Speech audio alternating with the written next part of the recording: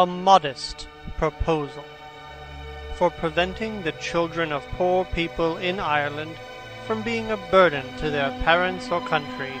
and for making them beneficial to the public, by Jonathan Swift, 1729. It is a melancholy object to those who walk through this great town or travel in the country,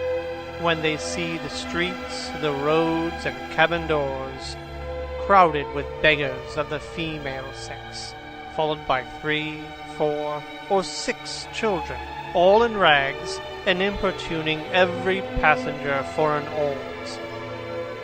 These mothers, instead of being able to work for their honest livelihood, are forced to employ all their time in strolling to beg sustenance for their helpless infants, who, as they grow up, will either turn thieves for want of work, or leave their dear native country to fight for the Pretender in Spain,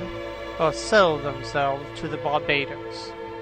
I think it is agreed by all parties that this prodigious number of children in the arms, or on the backs, or at the heels of their mothers, and frequently of their fathers, is, in the present deplorable state of the kingdom, a very great additional grievance, and therefore whoever could find out a fair, cheap, and easy method of making these children sound, useful members of the Commonwealth, would deserve so well of the public as to have his statue set up for a preserver of the nation. But my intention is very far from being confined to provide only for the children of professed beggars. It is of a much greater extent, and shall take in the whole number of infants at a certain age who are born of parents, in effect, as little able to support them as those who demand our charity in the streets. As to my own part, having turned my thoughts for many years upon this important subject, and maturely weighed the several schemes of other projectors, I have always found them grossly mistaken in the computation. It is true, a child just dropped from its dam may be supported by her milk for a solar year with little other nourishment, at most not above the value of 2 silver,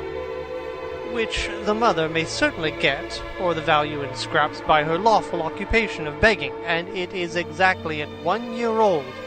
that I propose to provide for them, in such a manner as, instead of being a charge upon their parents or the parish, or wanting food and raiment for the rest of their lives, they shall on the contrary contribute to the feeding, and partly to the clothing of many thousands. There is, likewise, another great advantage in my scheme, that it will prevent those voluntary abortions, and that horrid practice of women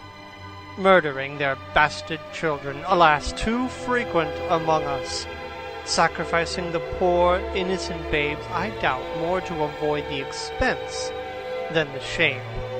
which would move tears and pity in the most savage and inhuman breast. I am assured by our merchants that a boy or a girl before 12 years old is no saleable commodity, and even when they come to this age they will not yield above 3 pounds,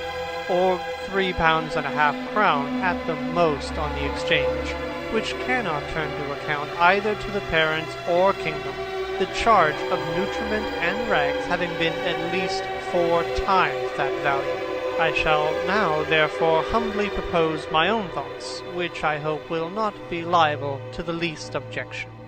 I have been assured by a very knowing American of my acquaintance in London that a young, healthy child, well nursed, is at a year old a most delicious, nourishing, and wholesome food, whether stewed, roasted, baked, or boiled, and I make no doubt that it will equally serve in a fricassee or a ragout. I do, therefore, humbly offer it to public consideration that of the 120,000 children already computed,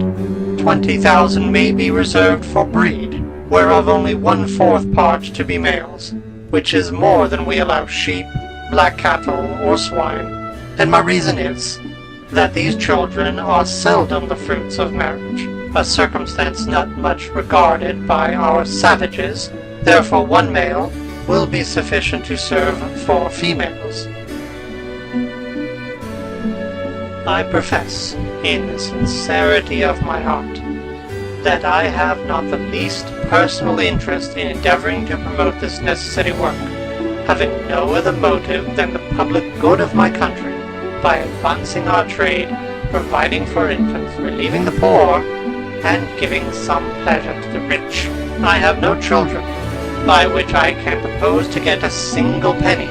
the youngest being 9 years old, and my wife past childbearing.